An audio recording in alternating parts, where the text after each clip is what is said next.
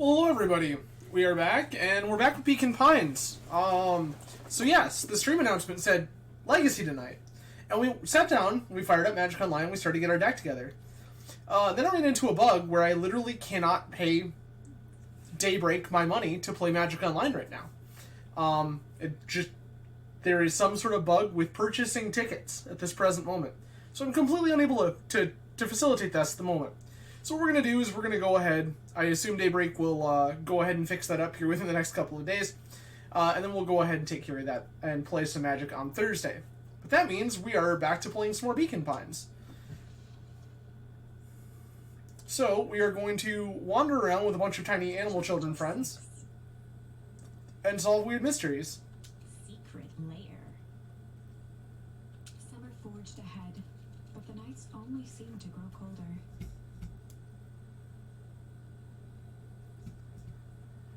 Bear with me just a moment here.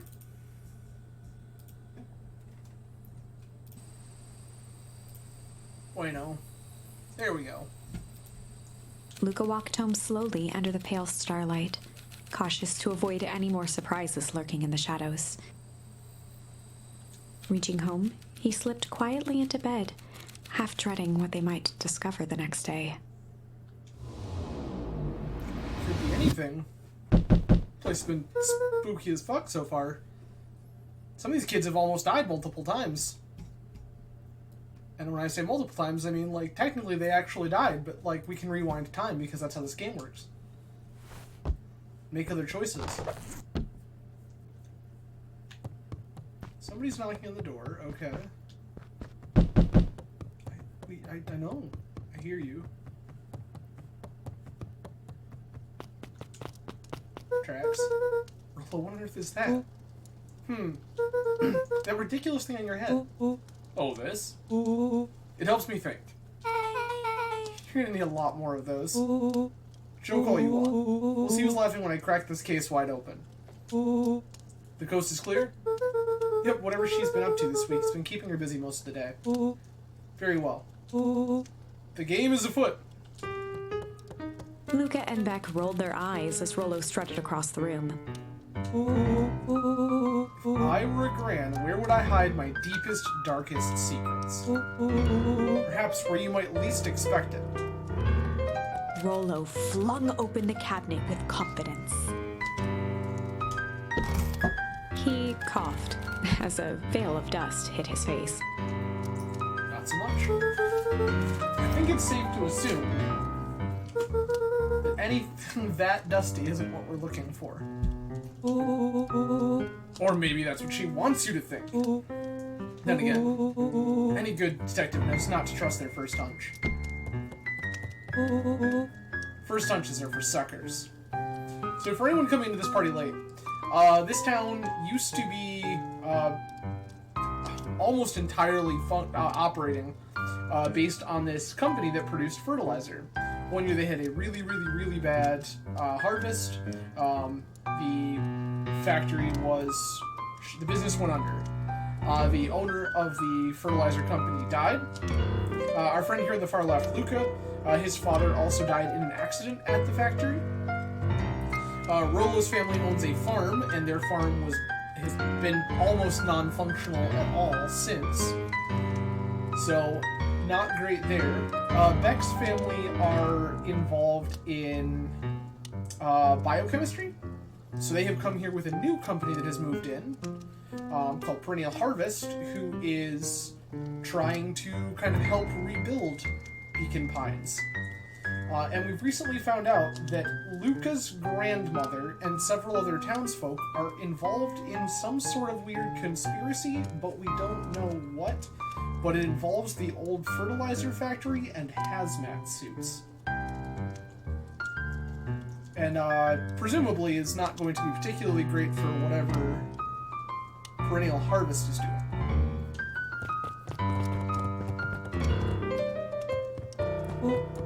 Eureka! She lit a fire in order to burn evidence. She keeps that fire going every day, Rollo.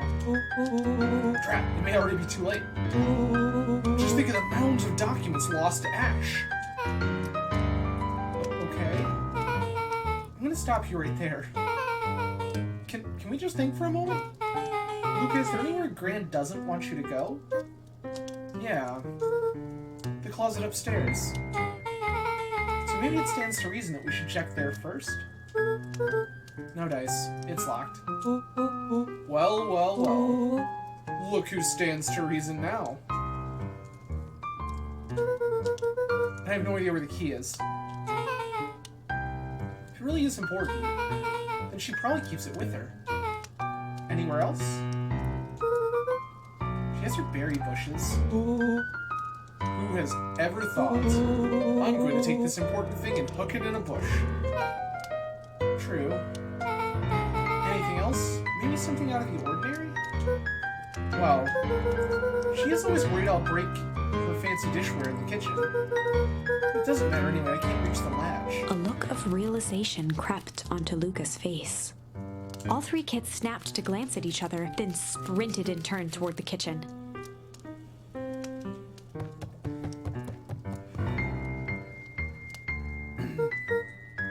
All right, Rolo.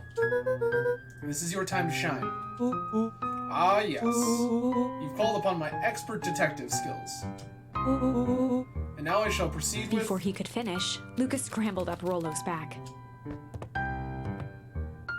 Hey, this is my idea of detective work. Every squad needs a good lockpick. And every good lockpick needs a sturdy head to sit on. This is beneath my standing. Stop complaining and hold still. Got it.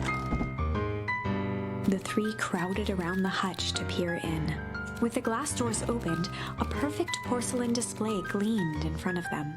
Their eyes searched for anything amiss. But the only distinct feature was its impeccability. Well, that was anticlimactic. Yeah. I don't really know what we were expecting. Like, oh hey, let me just yank on this random teacup. As Beck pulled on one of the teacups, it slanted forward with a hollow click. The entire hutch began to rustle and slide under its own power. Seems like your Gran has been doing some remodeling. So apparently Beck's secretly a genius. Dude, only two types of people have secret layers.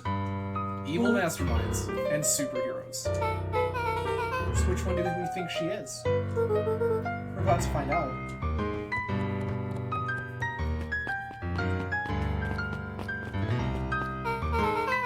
Okay, so more of an unhinged conspiracist vibe.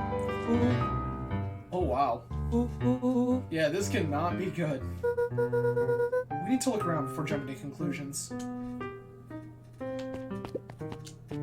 What do we have here? Barrels marked caution, explosive. And jam jars? That's enough jam to feed the whole town. And what kind of incendiary jam is your Gran making?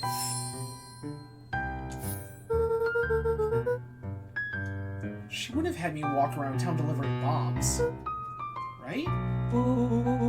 Only one way to find out. Rolo casually spun open a lid and dipped his finger in the jam. Seems like a terrible idea. Huckleberries. He smacked his lips. Hint of brown sugar. And ink? What? Rolo plunged his hand in the jar, fishing out a soggy slip of paper. Aha! Rolo offered the slimy note to Luca and licked his fingers clean. It's addressed to Mrs. Fratelli, who's the owner of the local diner. A Gran Jam Graham? It says, last night I used the disguise Eris provided to scout the location. The timing window should be possible. Operation Sparkplug is a go. Aw man, are they doing a heist? Whatever it is, this can't be good. So, more a bombshell than a bomb, am I right? You're new here, so I'll let it slide. But I'm the bad joke guy around here.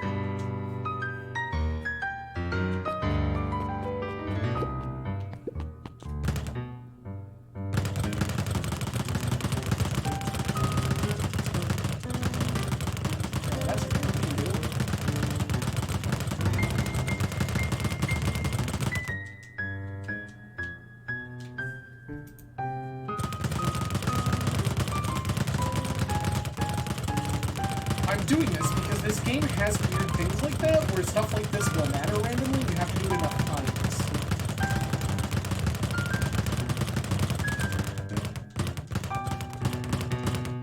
Apparently this is not one of Luca those. jostled each cabinet drawer in turn. Only one was unlocked. He fingered through the filing cabinet, pausing at a bulging folder labeled Walter. For a long moment, he just stared at it. What you got there? It's my dad. This has some of his old medical files. Your dad was a doctor? Luca nodded and caressed the label with his thumb. Well, are you gonna read it? Here, let me help. Rollo swiped the folder from the drawer and began leafing through the pages. He whistled to himself, barely looking at the text. How would you actually read some of it? One sec. Dense documents such as these are a lot like a cheeseburger. It's best to skip straight to the middle. It's a terrible way to eat a cheeseburger. It's where all the meaty bits live. Oh, I had no idea we were in the presence of the preeminent scholar in dense documents and cheeseburgers. By all means, proceed. He stopped at a page and mimed, holding up a monocle. Ah, here we are. Follow-up examination of Terrence Willoughby. Patient shows further signs of paleness and malaise. Body temperature continues to drop. He now describes soreness of muscles and joints. This is similar to the symptoms exhibited by Mrs. Willoughby just a few days past. Still waiting on lab results from Joseph. Rollo looked up with heightened surprise. See? Creepy. Yeah, that's kind of disturbing. Who's Joseph? That's Mr. Nuncreed's name. Wait, Rollo's finger traced across the page. there's more scribbled in the margins. Could it be contagious? Mr. Willoughby claims the tap water at his home has been contaminated. Perhaps environmental? Lab results only raise more questions. It's like he came back to this report later and made those notes. So it might be related to something else. Rollo scanned through several more pages. Here, the writing was shaky. I just couldn't help her. This disease, or whatever it is, progresses so fast. And with his wife passing, Terrence's condition follows close behind, exacerbated by the loss. Enough is enough. I need to take matters into my own hands. Luca, staring blankly at the cabinet this whole time, spoke softly. What does it say next? Rollo rustled the folder, trying to loose more pages. That's where it ends. What? There has to be more. Luca frantically shoved the remaining cabinet folders, trying to find another labeled Walter. Okay, I think that's the only one. It's alphabetical, see? What did he mean enough is enough? How did he take matters into his own hands? This is bullshit. Luca slammed the drawer shut.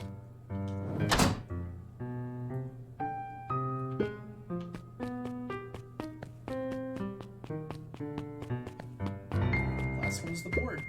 A spider web of string connected photos of people from the town, interspersed with hastily scrawled notes. Well, she sure has kept herself busy. Is your gran a serial killer? So I'm starting to get a vibe. Don't be ridiculous. Sure, she's just tracking the movements of everyone in town out of the kindness of her heart. She put little symbols by some of them. Yeah, Mr. Nuncreed has a check mark. The clipboards are all inside a big circle. My moms are both on here. Both with question marks? Gus Valentine has a question mark. Eris has a question mark that's been crossed out. Mr. Kerr has a bullseye. The killer has chosen her next victim. We don't know what any of this means. Whatever it means, it's probably not good. They crowded around a worn-down old map of Beacon Pines. Cool. This looks like a treasure map. Not every old map is a treasure map, Rollo. Yeah, but every treasure map is an old map. Can't fault that logic. Look, there's even a pathway drawn on it. It starts at the entrance to town. And if we follow it... Rollo carefully traced the path with his finger. It leads right to... He jabbed down at the end point. Town Square? That's the fountain in the middle of town. What a weird place to hide treasure. Well, that doesn't look like treasure to me. The end of the path on that map has the same symbol as the explosives over here. So it's not hiding treasure. A real bummer. Rollo, what's the thing you've been excited about for the past month? The festival. Did you just say gulp? This feels like a gulp kind of situation. Everyone will be gathered near the center of town. She's gonna blow up the festival. Not if we stop her. What's that? Luca looked up from the map. What was what? No, I heard it too. That was the front door. Which means someone just shut the door. Which means someone's upstairs. Shh, quiet. Hit the lights. Beck flicked off the light, and they became statues in the dark. Overhead, creaking floorboards bent under slow, deliberate steps.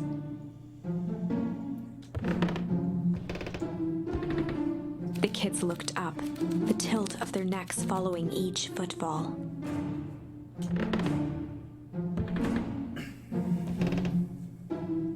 Then suddenly, it stopped. Without realizing, they'd been holding their breath. All three exhaled shakily and glanced at each other. A muffled male voice broke the silence. Well, A final few footsteps reached the entrance above them, and the voice now echoed down the stairs. anyone down there? The three kids shuffled to the corners without a peep. As he began to descend the stairs, the man's voice punctuated every new step. Thump, Yoo-hoo! thump, I'm not here to hurt anyone. thump, I'm just here to help. Just... thump. At the bottom step, the man paused, squinting to search the room for signs of life. Huh. Guess it's nothing. Rollo shifted suddenly. Luca gave him an intense, chastising look and whispered through clenched teeth. Bro, don't. It was too late. Rollo was already inching toward the stairway. He screeched as he charged toward the shadowy figure. Flaming chicken coop! With all his weight, Rollo tackled the man to the ground. Rollo? Mysterious creepy man? Anyone there? From the dark corner, they saw something move. Well, I didn't know if I had it in me. There was only one way to find out. Holy crap, Rollo, that was awesome! Wait, did you just kill that person? Luca scrambled to the hunched figure on the ground. Pressing his fingers to the man's neck, he sighed with relief. You sure clobbered him good, Rollo. He's knocked out cold. As Beck flicked back on the light, Luca and Rollo both gasped in stereo. Mr. Tolliver? Chapter 7. The Interrogation of Hiram Tolliver. Still unconscious, Mr. Tolliver slumped heavily in a shoddy old chair. His hands were bound with rope, his feet tied with some loose string. The kids huddled in a circle, discussing their plan. So, Hiram Tolliver runs a local produce stand where he also sells Gran's jam. We know because we delivered it to him, and Gran was very specific that The diner and Mr. Tolliver's stand both got specific jam. One thing was certain. They couldn't just let Mr. Tolliver go. They needed to know what he was doing in Luca's house. After some deliberation, it was decided. They'd run the classic good cop, chill They'd cop run the interrogation. classic good cop, chill cop interrogation. I'll handle this. Just gotta play it cool. Luca walked calmly to the light switch, flicking it off and on a few times. Mr. Tolliver shook his head, gathering his wits. Golly, I sure got my bell rung. He looked over to find Luca, who returned a calming grin. Sorry, Mr. Tolliver. This was all a big mistake. Luca, what's going on here? Why do you have me strapped down? No one's fault, really. Rollo just got a little startled. Rollo's here? Rollo and Beck emerged from hiding to give a timid wave. Well, alright. Mistakes happen. You kids gave good old Hiram a good scare. Let's just get me out of these ropes and call it even. Luca glanced over to Rollo and Beck, who replied with skeptical looks. Mr. Tolliver, why are you in my grand's basement? I'm here to help, of course. Help with what? What's my gran up to? If you'll just cut me loose, I can show you. How do I know we can trust you? Mr. Tolliver exhaled with disappointment. Luca, have I ever done wrong by you? No. And since your gran moved to town, haven't I been nothing but welcoming? Yeah. So why would I turn my back on your family now? It's just... all this stuff seems pretty weird. A board with names of people from town, an archive of my dad's old disturbing patient notes, Luca gestured to the corner. barrels and explosives. I can explain everything. You just need to untie me. You kids deserve an explanation. Luca looked again to Rollo and Beck. This time they shrugged. Luca began to slowly loosen the bindings. Mr. Tolliver gently rubbed his wrists. That's a good lad. This'll all make sense in time. He edged imperceptibly toward the stairs as he spoke. You see, this town has secrets, Luca. A very dark past indeed. Before the kids had even noticed his movement, Mr. Tolliver was at the light switch. A past that must be brought to... He punctuated his final words by flicking the switch and rushing up the stairs. light.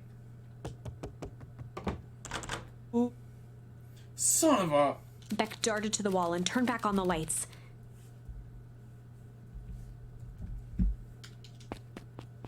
It was too late. Rollo confirmed what they all heard.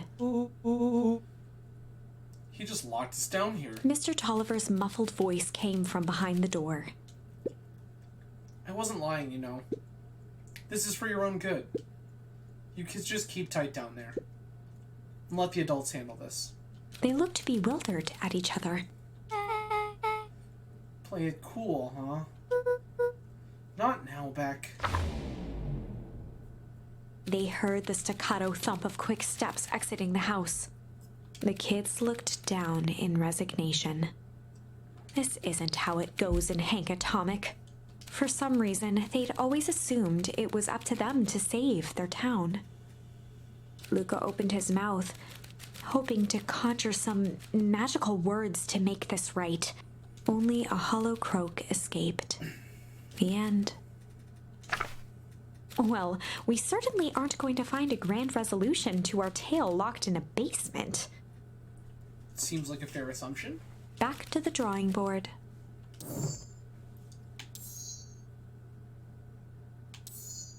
Okay.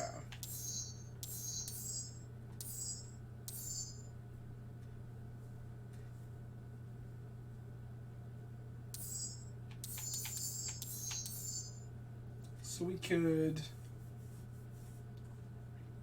go back here, when we go to meet up.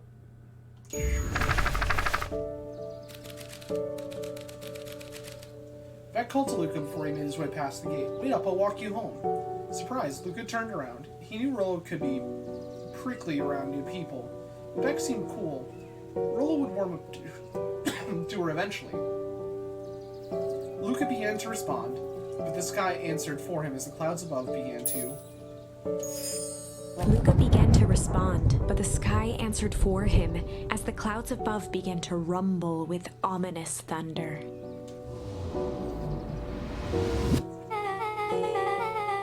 You sure we can make it home before this storm kicks off?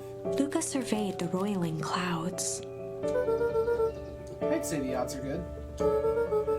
Maybe you should stay here and I'll just make a big break for it. At that moment, the heavens opened up, unleashing torrential rain.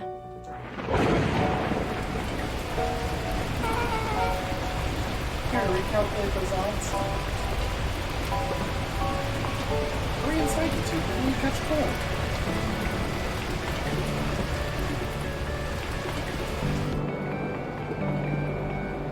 Okay, Nelly will keep trying to reach your grandma on the phone.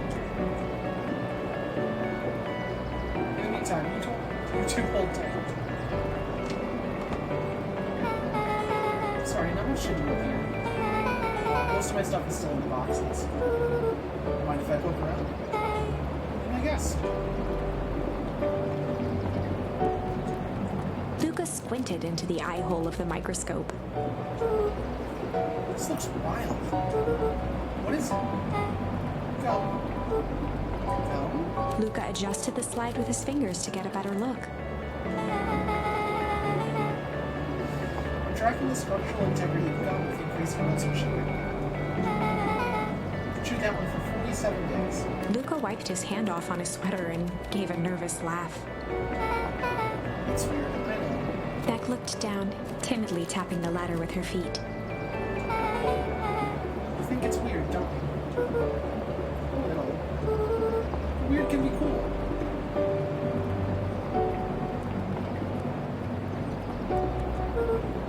Wow.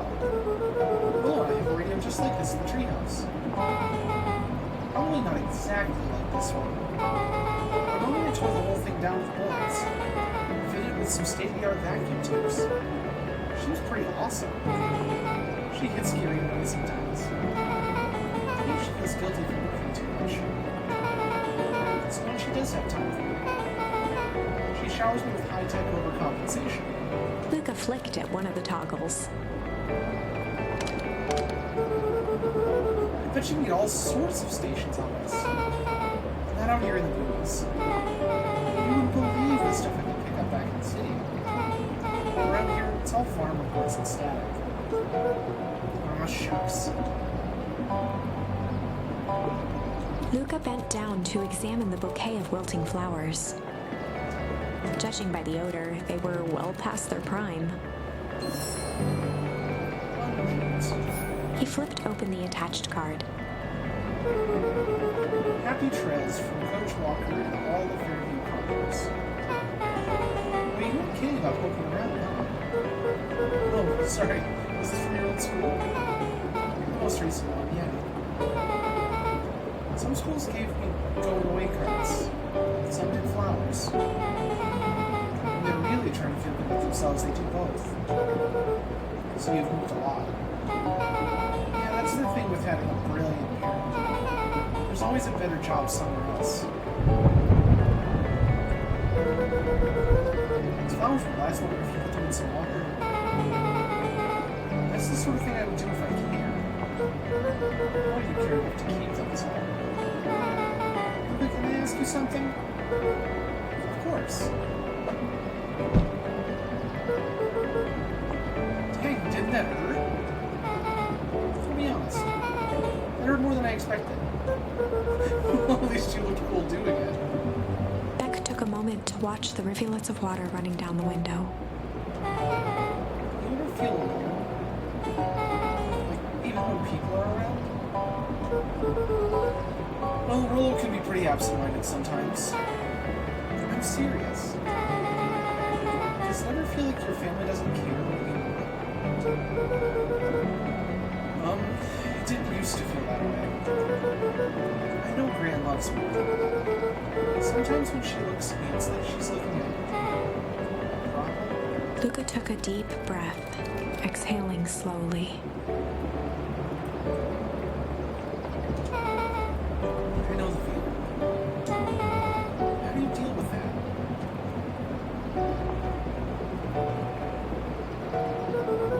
I guess I haven't yet. One thing my dad told me when I was little: don't hold a grudge, especially against yourself. If you try to hold it all in, you're gonna pop. Then what do? You don't know what to do. I never got to that part. Something I've figured out on my own, though. You gotta do something. Anything. Here. What are you doing? Oh, something. We're gonna register our complaints with the storm. Listen to hear you miserable murderers that's jerking me around. I just want things to go back to the way they were. Everyone tells me it's gonna be alright. But things are gonna change. Luca let out a feral scream that echoed into the night. Every time something changes, everything gets worse. Screw this town.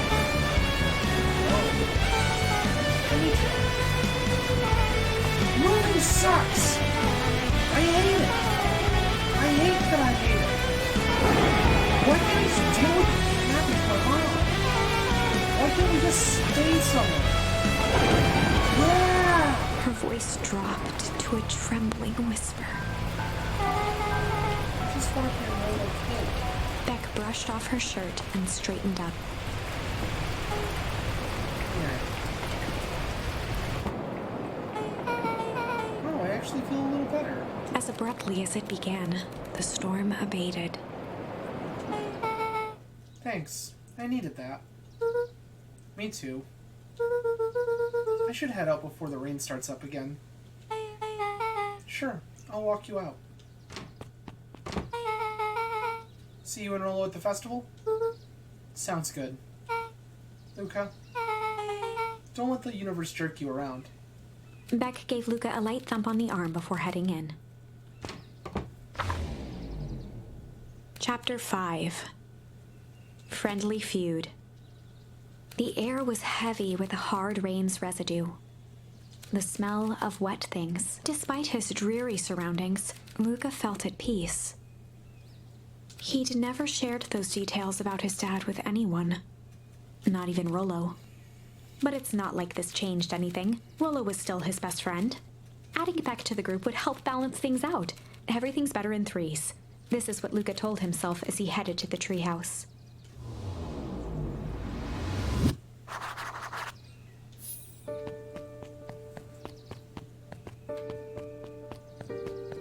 Oh, weird. Dawn. Hey, Dawn. Tracking down a lead? You bet. I heard a juicy new rumor. Turns out when Sharper Valentine died, he left behind a peculiar last will and testament. Peculiar how? He didn't just give his kids an inheritance. There were conditions. Like what? The document stipulated that Harris had to take on a child as her ward. A kid our age who had just showed up in town one night with a lawyer. Solomon? Bingo. So Harris was forced to take care of him. Yep, or she would have lost everything. Why would Sharper care so much about some random kid? Rumor has it, old Sharper sowed some wild oats. That explains why the way Harris treats him. Poor Solomon. How did you find all this out? Good reporter never reveals her source, Luca. So, Sharper was the owner of the fertilizer company, and the head of his family, who had this immense fortune because of it. Yeah. Eris is his daughter, And Solomon is this child that is in her care, who apparently is potentially Sharper's illegitimate son. Interesting.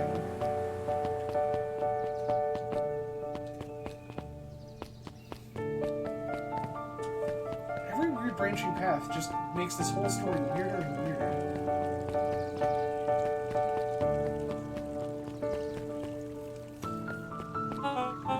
Excuse me, what are you doing? Just locking up for the night, sir. Oh, wonderful. Can only assume that means all festival preparations have been completed ahead of schedule. Not exactly, sir. The storm sent us back a bit. It's getting late, so we all decided to... You all decided? Yes, sir. I was unaware that your job involved deciding things. We're all here at Perennial Harvest because we believe in creating a better future, yes? Yes, sir. Very much, sir. Do you want to be the one to tell this town that we failed them? No. That we gave up because there was a silly little rainstorm and we all got sleepy? Of course not, sir. Good. Then it is decided. Yes, sir. We'll work till the task is done. See that you do. Our harvest awaits.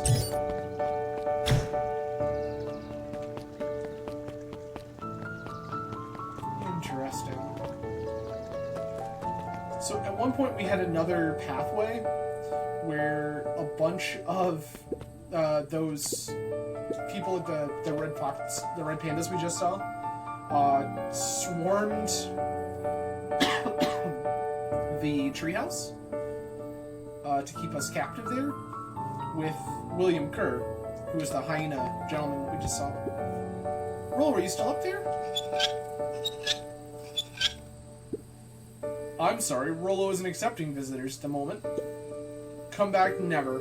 Luca had only ever heard him speak in this stiff yet gentle tone a few times, and it always meant one thing. You're upset. Oh, what makes you say that? Maybe because my best friend abandoned me for no reason? I didn't abandon you. I'm just a little late. Rollo scoffed. The rain held me up. Liar! You weren't even home. What? The storm got bad, and I got worried. So I went looking for you. Imagine my surprise when I made it to your house, and you weren't there. I hadn't made it back yet. I'm not a fool, Luca. It doesn't take all day to deliver some jam. No, that storm rolled in out of nowhere. I got stuck after dinner at Beck's. Luca stumbled on his words, knowing he'd said too much. Beck? Dinner? What the heck is a Beck? She's a new kid in town. She's actually kind of cool. You'd like her. She needed help convincing her parents that she'd made new friends. New friends? I spent all day waiting for you. And you were off making new friends? It's not like that, Rollo. You know? While I was waiting, I made some upgrades to mission control. It was gonna be a surprise. But you took so long, the storm knocked it all down. Just like you knocked down our friendship. What does that even mean? Luca became instinctively angry in response. Both boys were now shouting across the distance. It means you're a bad friend. You don't care about me. Of course I care, you ass. I knew I'd get in trouble waiting so late for you. But I kept my word. Because that's what friends do. Oh wow, what a noble sacrifice you made. Easy for you to say. Your grand doesn't even care. You can stay out as long as you want. And you wouldn't even get in trouble. Seriously? You're acting like I chose this. If that's what you think, then maybe you're the bad friend. Rollo's tone changed to a calm, yet more intense anger. Maybe Pa's right. Storms bring more than water. This one brought out the real Luca. Stop quoting your pa's nonsense like it means anything. Yeah, well, at least my pa's still around. The words hung in the cold night air. Rollo's stomach dropped, knowing he'd crossed a line. But it was too late. Luca, Good night, Rollo. Dang it.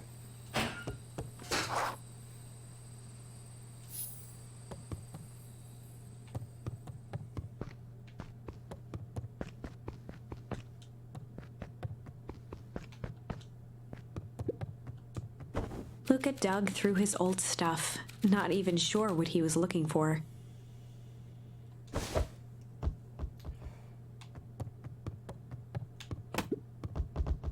Rollo. What a jerk. Call me a bad friend. Ooh, I'm Rollo. Look at me and my amazing family.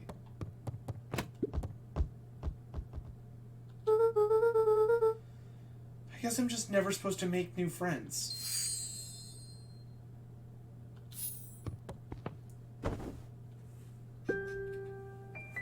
Luca? Gran cooed gently from the hallway. You slept straight through breakfast. Luca, are you alright? I'm fine. I just don't feel like getting up yet. Okay, I'll leave this oatmeal by the door. I've got to run out and take care of some things. Okay. I'll be back later to check in. Sure. Luca just wanted to be alone. He waited to hear the sound of the front door closing.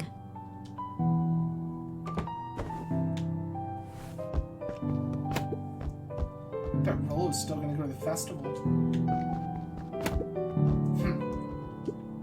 It's gonna be miserable.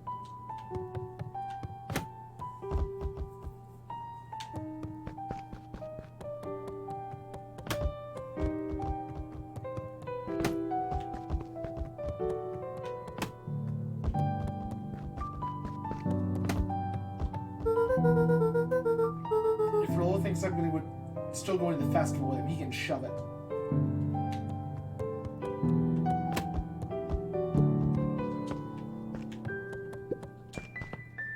Luca dozed off again.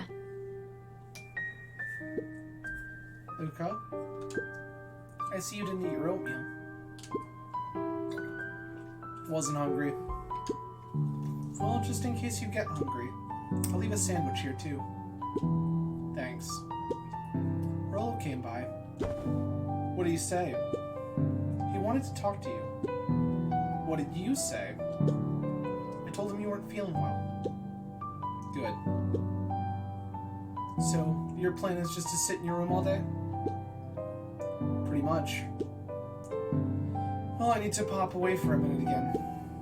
If you decide to end your pity party and go outside, I think it'd do you some good. Noted. Luca still couldn't bring himself to go out. Besides, if he ran into Rollo, he'd have to actually confront the situation.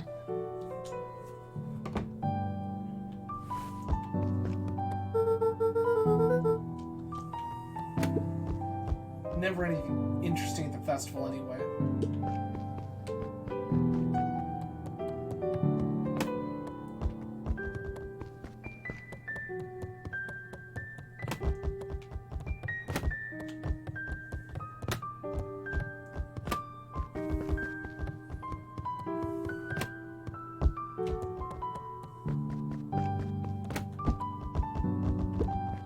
The Adventures of Hank Atomic. The complete first volume. Luca carefully opened the cover and began to read. Rollo had received it for his birthday. A special hardcover edition with behind-the-scenes commentary and bonus art.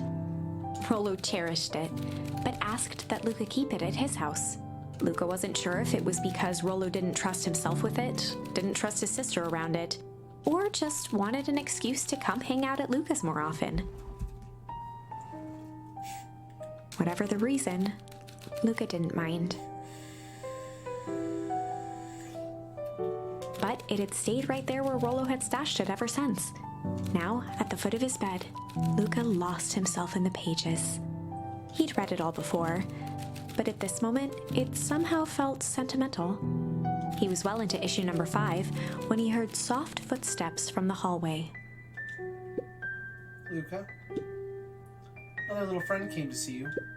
A girl named Beck Woodwell. Said you met yesterday? What'd she say? Is she here? She was just dropping by. I told her you weren't taking visitors today. Oh. She seems nice. Yeah. You had a fight with Rollo, didn't you? Can I come in? Maybe later. Alright then. I'll leave dinner on the kitchen table. In case you want to bite before bedtime. Without realizing it, Luca had pouted away the entire afternoon. He once again felt the weight of it all and allowed his weary eyes to close. Luca stood in a vast black expanse. He looked up at his father standing beside him. Walt was working a straw at the bottom of a fountain glass, trying to collect the last bits of milkshake. Dad, where are we? Taking a final loud gurgling sip, his father peered up from the glass.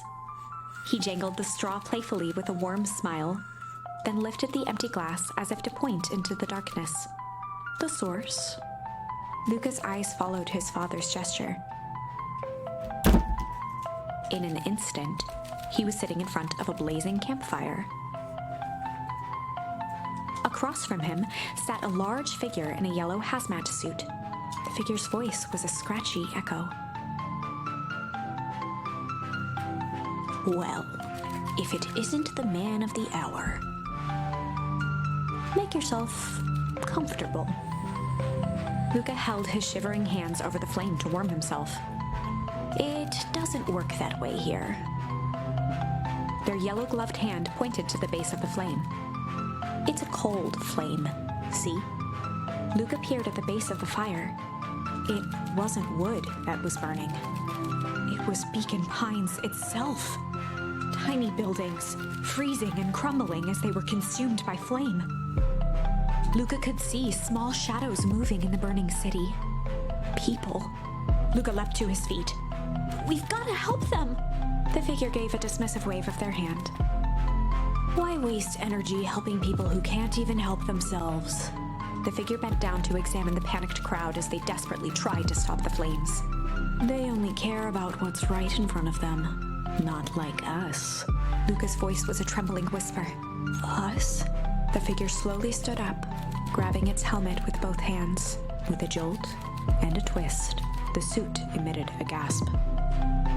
A cloud of torpid mist escaped, slowly revealing the face within. Luca's own face looked back at him. Older, worn, distant.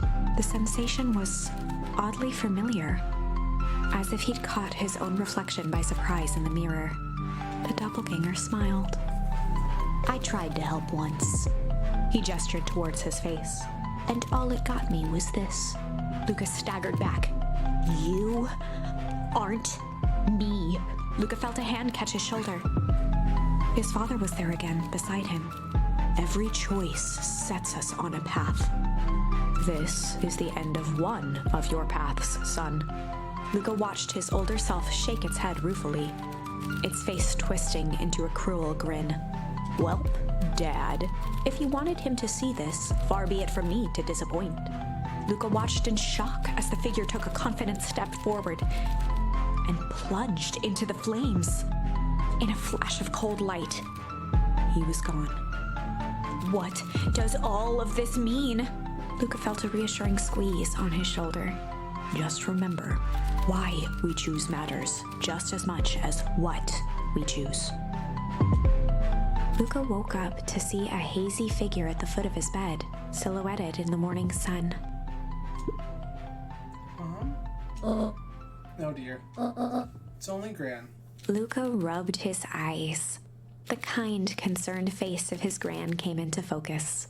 How are you feeling? Fine. Anything you want to talk about? I don't feel like talking. That's just as well. How about you sit there and listen a bit? Whatever you and Rollo fought about doesn't matter. But Gran silenced Luca with a gentle pat on the leg. fights between friends happen. What was said doesn't matter. The important thing is that it's not the last thing you ever say to each other. But he said stuff about Dad. Well, do you think he meant it? No. He was just mad. Mm-hmm. And did you mean any of the things you said to him? No. Good. One must appreciate friends in their best moments and accept them in their worst. Now get your little butt out of bed. The festival's today. You don't want to miss that, do you? I guess not. Seems like a good opportunity to make amends with Rollo, doesn't it? Luca gave a reluctant nod. So buy him a corn dog and apologize. But he's the one that... What did I just say? Buy him a corn dog. That's a good boy. Everything's better with corn dogs. I need to get going. Got some last-minute festival business to take care of. I'll come find you at the fountain a little after lunch. All right. I love you, Luca. Love you too. Luca took a deep breath. Okay. Chapter 6. Through thick and thin. Despite Luca's bitterness, Gran was right. He needed to hash things out with Rollo. A big fight changes the nature of a friendship. Whether, in the end, it is for the better or for the worse, all comes down to understanding. If one is not careful, the same familiarity that builds the strongest of bonds can become the wrecking ball that shatters them. Luca emerged from seclusion, taking in the crisp festival air. But the events of the day weren't on his mind. He had to find Rollo.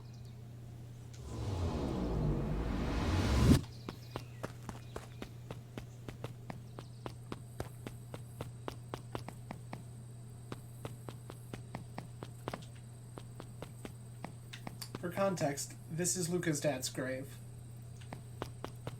It's where the game opens, actually, with Luca and Rollo standing here, visiting.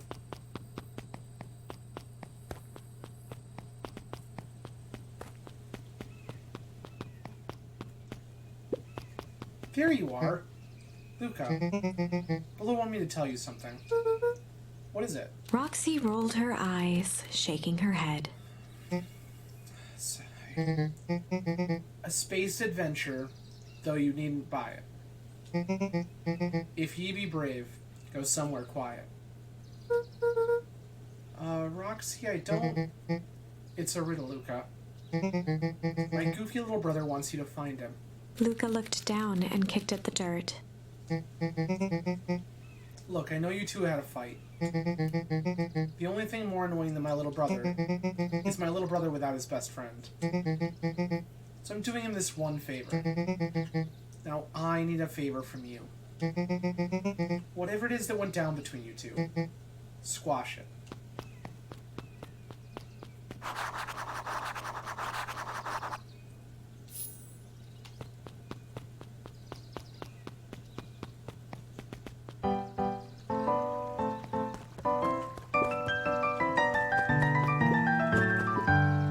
Where's the beetle hunt? Pretty rotten.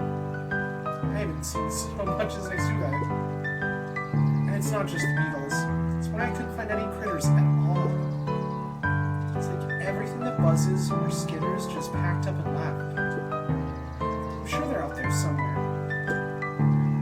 Maybe all the commotion of the festival just spooked them. Yeah, maybe that's it. Welcome to our festival. Don't forget to come back later for Mr. Kerr's speech and the Perennial Harvest Festival sign reveal. You don't want to miss it.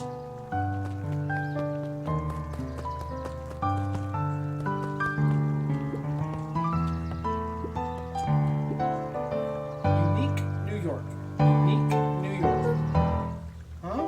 Oh, don't mind me. Just warming up for my big ceremony speech. Mr. Kerr pointed to his grinning mouth. Gotta limber up the old gal box. You nervous? Oh, heavens no. I'll break a leg. Give me the gift of a grip top sock. I don't know who Perennial Harvest thinks they're impressing with this ridiculous festival. Totally. Town's still falling apart. Weather's still cruddy. And this season's harvest looks like it's going to be worse than last year's. You said it. No amount of corporate pandering is going to change any of that. Exactly. But the lemonade at the drink stand there does look pretty tasty. Fits. I'm still going to be mad at them. Just rather be mad while sipping some delicious lemonade is all. Can respect that. Paint. Moving. Every single time. Yep. Wait for it.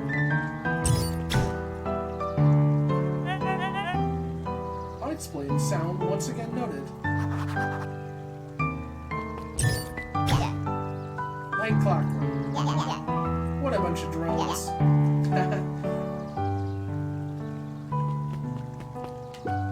Jeff was staring into the distance with a wistful look.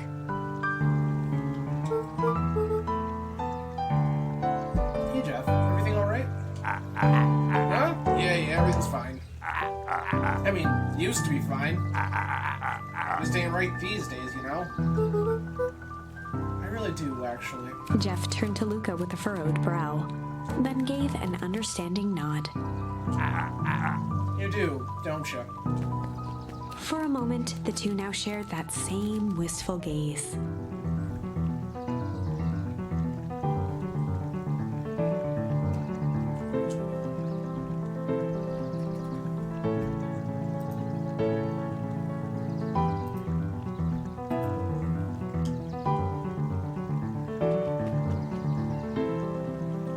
It really is.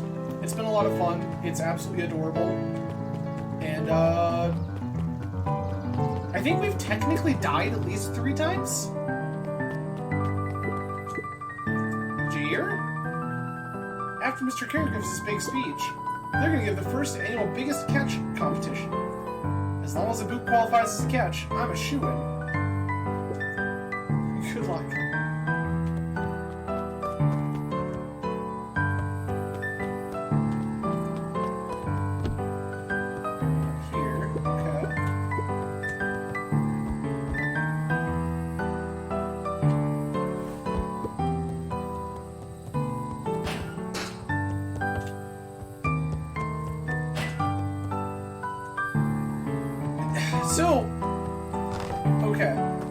So the game is called Beacon Pines, and when I say die, the idea is that it's a story-based game, and you can see on the left side there's this tree.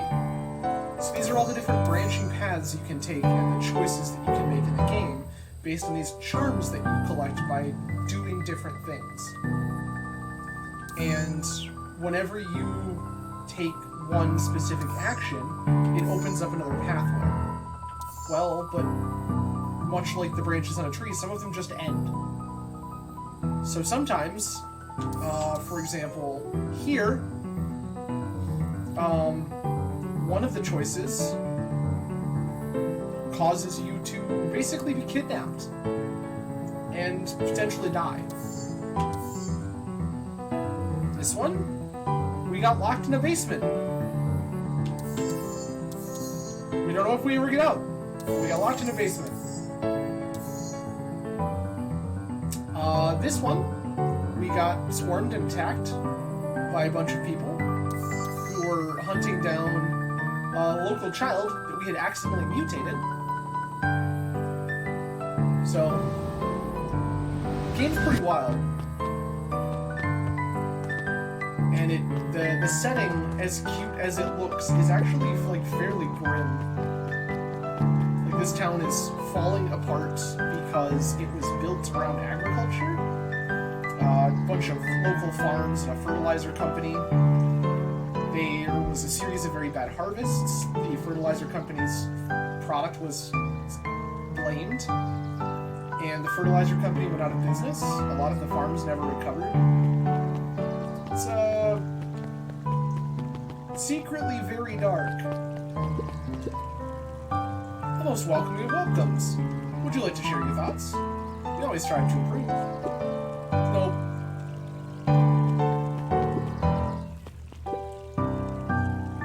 This is the first time I've seen this many smiling faces since the foul harvest. I had my doubts about perennial harvest. I must admit they do put on a nice party.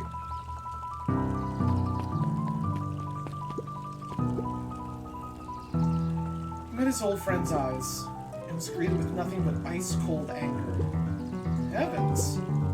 No time for fractured friendships.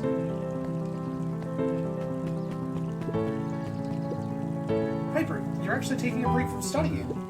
I wanted to see what all the festival fuss is about. For sure, it's very good. It's on Game Pass. And honestly, it's been pretty cool. I think this is the third episode that we're doing. And it's been really cool. Like, there's a lot of different divergent pathways and a lot of cool little stuff. There's a lot of weird little like mini game stuff that I don't feel like I've explored fully, but I'll probably go back and check out. I can't help but notice you still brought your backpack full of books. But backpacks can carry a lot more than just books. True. So what you got in there? Books?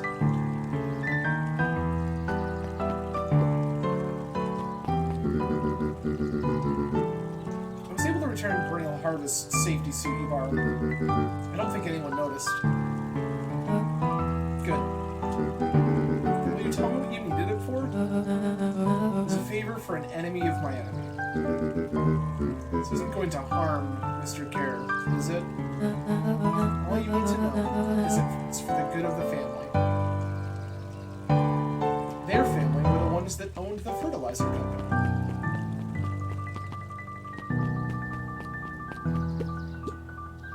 Hey, Luca. So you're done at the library? Huh? Oh, nothing. Griffin looked away suspiciously. Tracks. That's about what I figured. Nothing at all. Luca, did you know that Beacon Pines is actually unincorporated? A lot of people don't know that. Oh, yeah, I didn't know. What's that mean? It means most public works are handled internally. We do all the pipelines, water treatment, building regulations. That's great. Census taking, emergency services.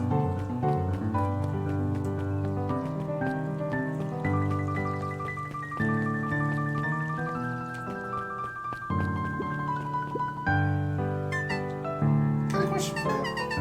What do you think this whole festival's for? The way I figure it, Perennial Harvest is trying to win over the town. Like a bride, but with balloons. Cynical. I like where your head's at.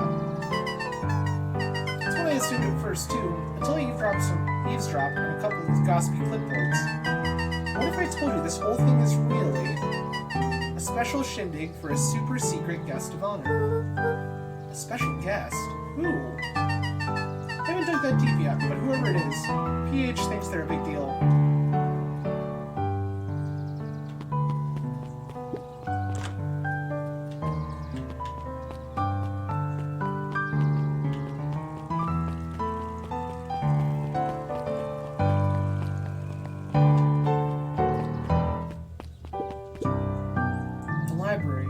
Somewhere quiet.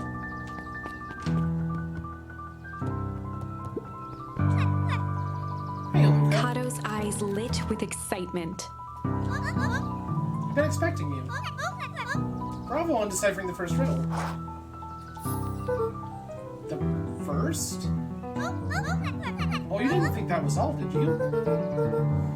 Rollo does go all out, doesn't he? Kato straightened up and cleared his throat as if preparing to sing.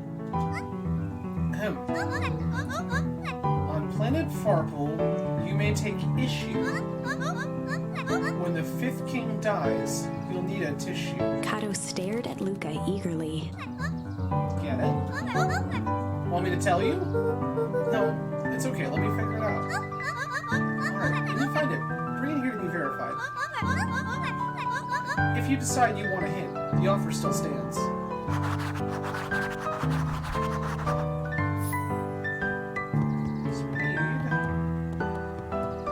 Luca grabbed Natural Photography, Volume 5 from the... Luca grabbed The Modern Science of Atomic Still working through the newest Hank Atomic? You know it. Fascinating again toward the end. Did you know? Hank Atomic's shrink array doesn't technically shrink stuff. It uses inverse quantum particle decay to literally grow the entire universe around an object, leaving that object unaltered. So just looks shrunk compared to everything else? Bingo. It's wild. Jace, no spoilers, please. Oh, right, sorry.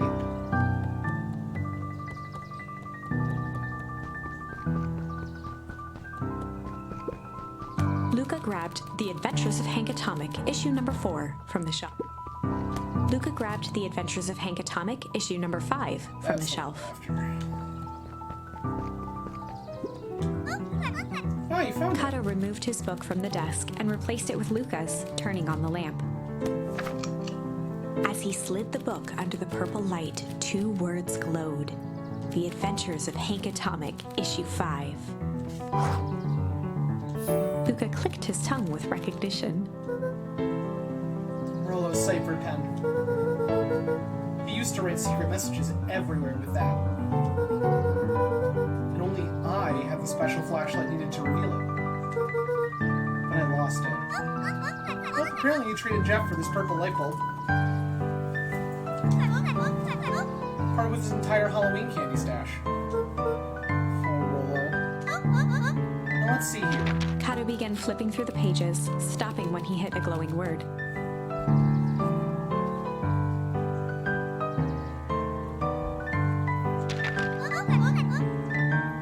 Get away with such a grift. He continued flipping.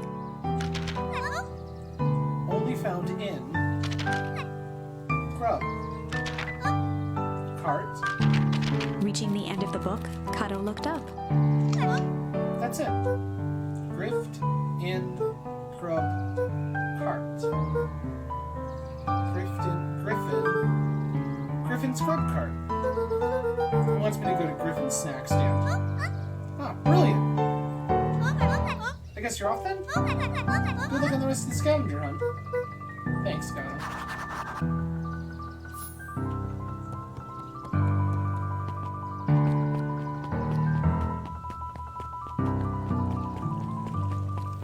On we go to the snack cart.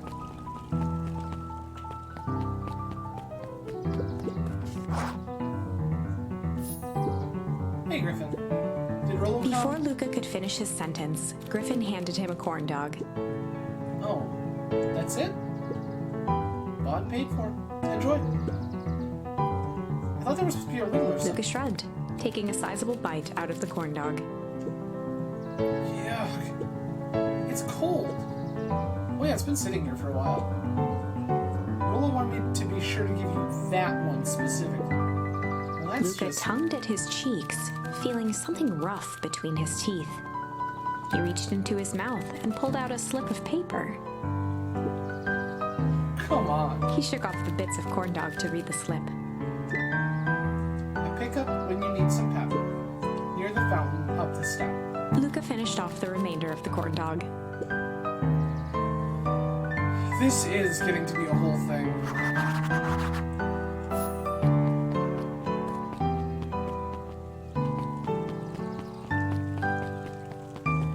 To the cafe we go.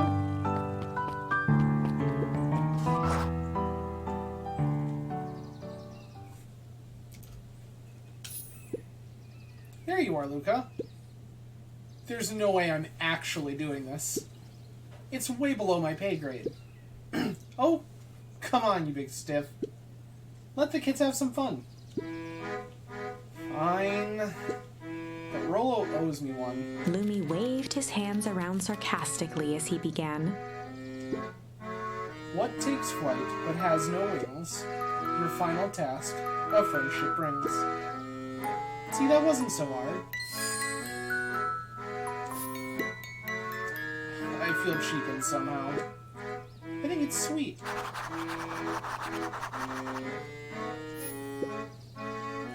Good luck, Luca.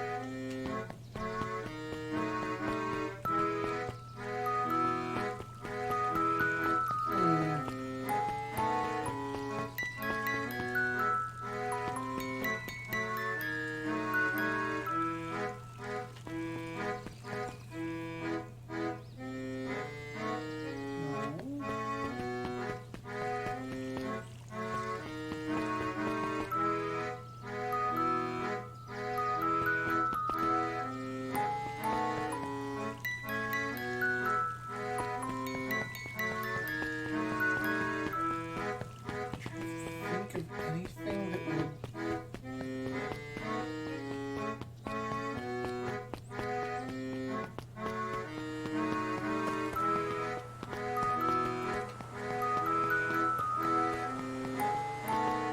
wander through the woods.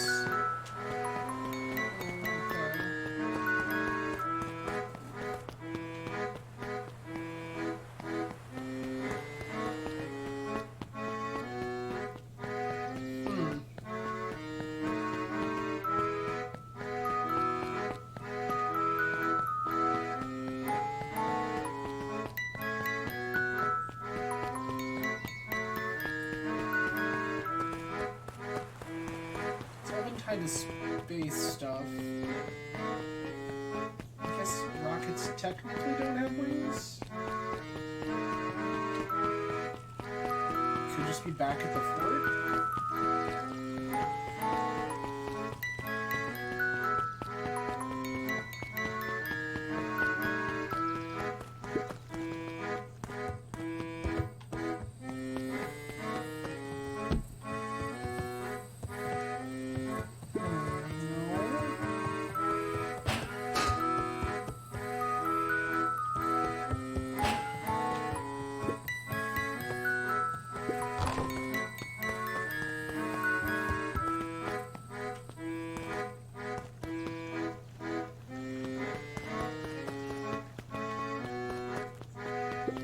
The road leading to Beacon Pines was a sort of natural barrier.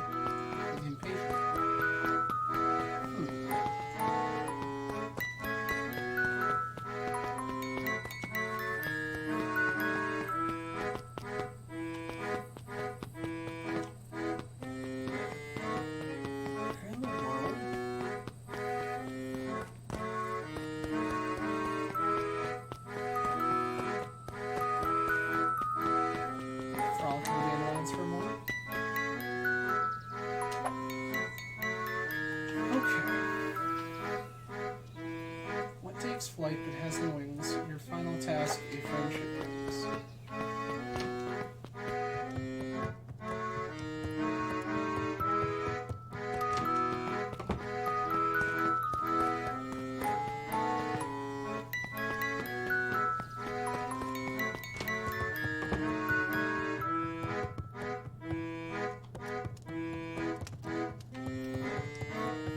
I'm not really sure what we're talking about flying here.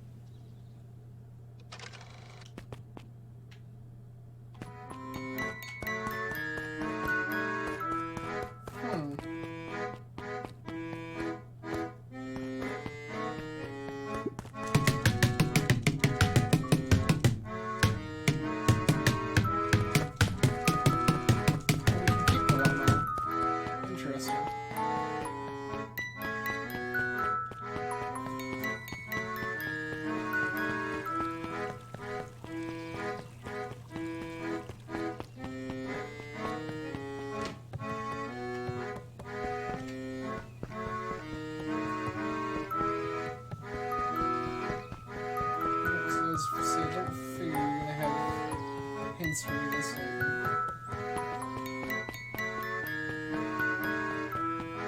Can't go into non-creeds. Nothing here.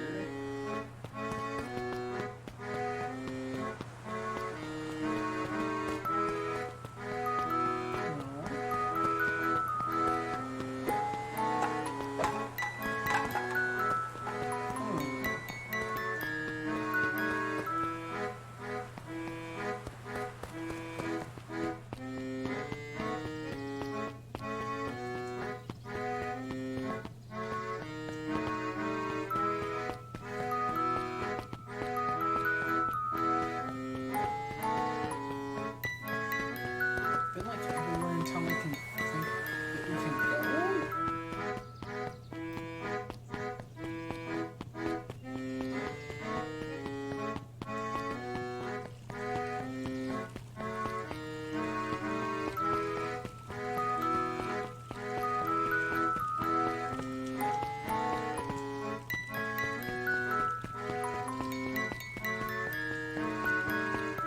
He's just standing right there. You didn't see him. Hey. Hey. Did you find the comic book? Yep. And you got the corn dog? Yeah. Well then. I know it doesn't make up for what I said. But here, you've earned this. Rollo sheepishly handed Luca the balloons.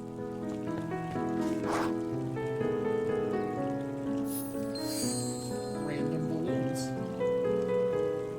Which I was looking at, but like, there's just so many random balloons. I didn't realize that was Rollo standing there for a while. Thanks. You didn't have to go to all this trouble. I'm sorry I got so mad. Dang, you were supposed to let me apologize first. Oh, sorry. Now you've apologized twice before.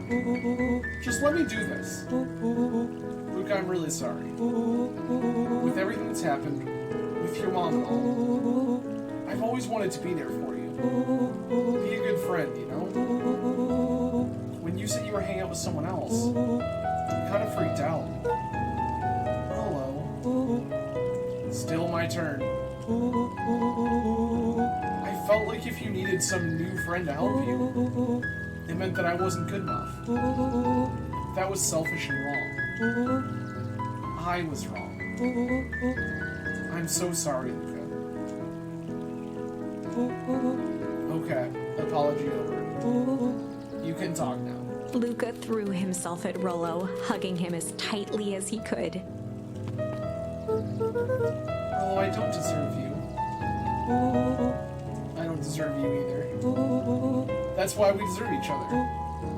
So, what else do you want to do today? We could snoop around and try to find out some info about your mom. Snoop where? Could probably sneak into Perennial Harvest HQ while everyone's at the festival. Aren't you curious about all the stuff those clipboards write down? What if we get caught? I think I've had enough excitement for 1 week. Let's just make the rest of the day about us. Really? Yeah, the rest of the world can wait one more day. You know, I have been wanting to get some work done on the MCDC at Mission Control. The game is a bit unpredictable. That sounds perfect.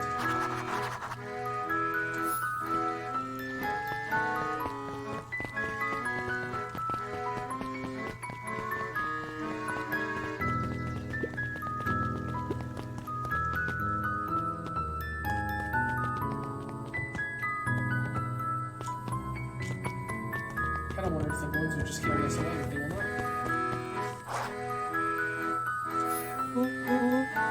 Oh, I almost forgot. I ran into your grand this morning. She asked me to give you this. Rollo handed Luca an unopened letter. I'll wait for you inside if you want to read it now. A letter? Luca, some things are going to happen that might be difficult for you to understand.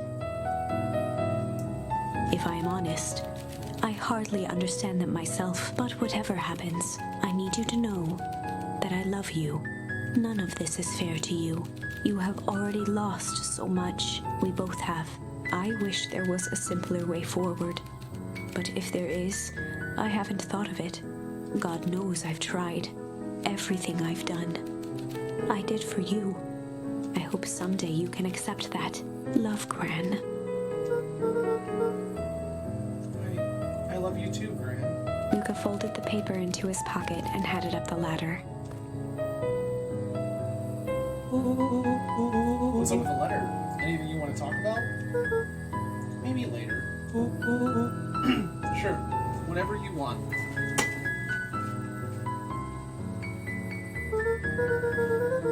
You know, you really didn't have to go to all that trouble just to apologize.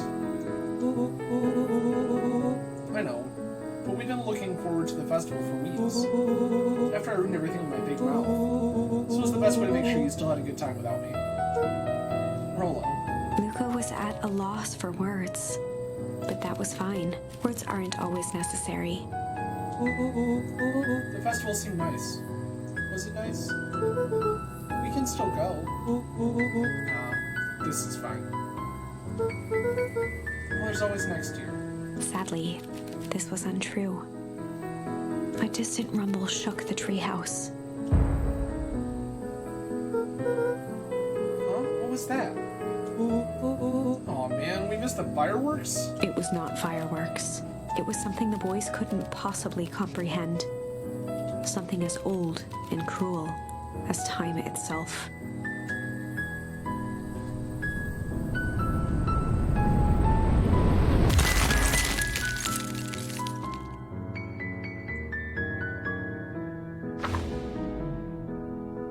A shockwave of cold tore through the room. What? A bitter, unfathomable chill. Before they could react, it encased them in ice. Two boys, reunited by friendship, only to be cruelly separated by a malevolence beyond reason. Why did everything freeze? And not like mechanically, like actually frozen solid. And so, our story ends on this melancholy scene.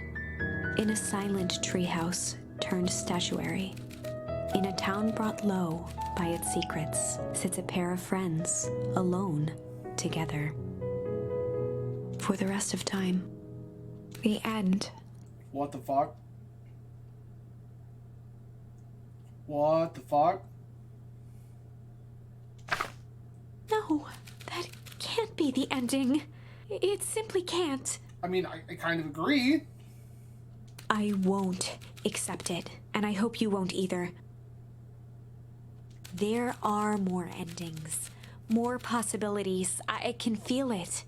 I mean, I inherently believe that, but like... We are just going to have to sort through them all until we find the one that fits.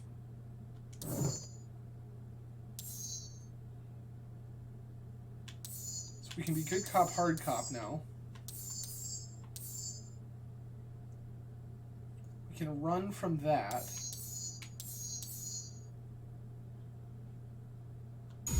What a wild and fucking crazy party. They'd run the classic good cop, hard cop interrogation. Rollo brandished a steely gaze. I've got this. Read about it 100 times. Apparently now we're gonna play good cop, bad cop the correct way. But like, my brain broke. Like, what a wild thing. They just went, oops, guess we're gonna freeze the whole town now, have fun, bye. Like, what the fuck?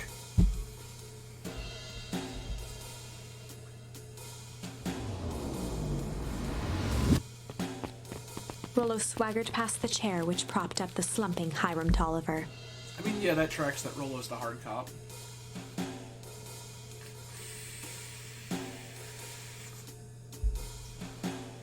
Especially because we're talking about a bunch of children trying to play hard, so, like, pick the big one, I guess. Without even looking at his captive, he began with a long, blustery drawl. Well, Mr. Tolliver, Mr. Tolliver remained motionless. Rollo spun around to face him. He'd clearly expected to rouse Mr. Tolliver with his booming voice. Mr. Tolliver? Beck and Luca gave each other an unsure glance. Rollo slammed his fist on the table. I said, Mr. Tolliver! He grabbed the table lamp and beamed it onto the unconscious face. Mr. Tolliver groaned and slowly lifted his head. He recoiled with a muddled, weary squint. What the world? The chair wobbled as he attempted to straighten up. Who's there? Mr. Tolliver could only make out rough shapes through the glaring light. With a gruff tone, Rollo hoped to both conceal his voice and intimidate. I'll be asking the questions here, punk. Oh, hold on, let's just calm down. Oh, I am calm. Calm as a carrot in dirt. As for you, looks like you're sweating. The doubtful expression on Beck and Luca's faces transformed into awe. We can do this my way, or let's just say I've never needed another way. Rollo, hitting his stride, was now channeling every detective trope his memory could recall. He slammed the table again. Now dance! What? I don't even... Mr. Tolliver's voice became desperate. He was nearly in tears. You tied me down! How on earth can I dance? Dance with your mouth, punk. Spill the beans! What are you doing poking around this house? I'm here to help Juniper. To make sure everything's ready. Oh, so you're in cahoots with Gran? Gran? Mr. Tolliver was in a daze, now more confused than ever. Can help her blow up the festival, eh? Blow up the festival? Good lord! He shook his head, feeling more and more dizzy. No, you've got it all wrong. Where is she now? She's headed to the source. Source? What's the source? It's where His voice faded to a whisper. the town began. Where it all began. What is Operation Sparkplug? With that, Mr. Tolliver passed out cold. Rollo swung around with a repentant grimace. Damn, Rollo. I think you went a little too hard on him. What did he say about the source? It's where the town began? We need more information. Yeah, but we better not push Mr. Tolliver any farther. Is there anyone else who might know more? What about the History Museum? It just got set up for the festival. Now that tent was put up by the Valentines. Everything they do is just a bunch of fluff to glorify themselves. Is there anything more reliable? The library. If there's any information about this source thing, Kato can help us find it. Let's go get some answers.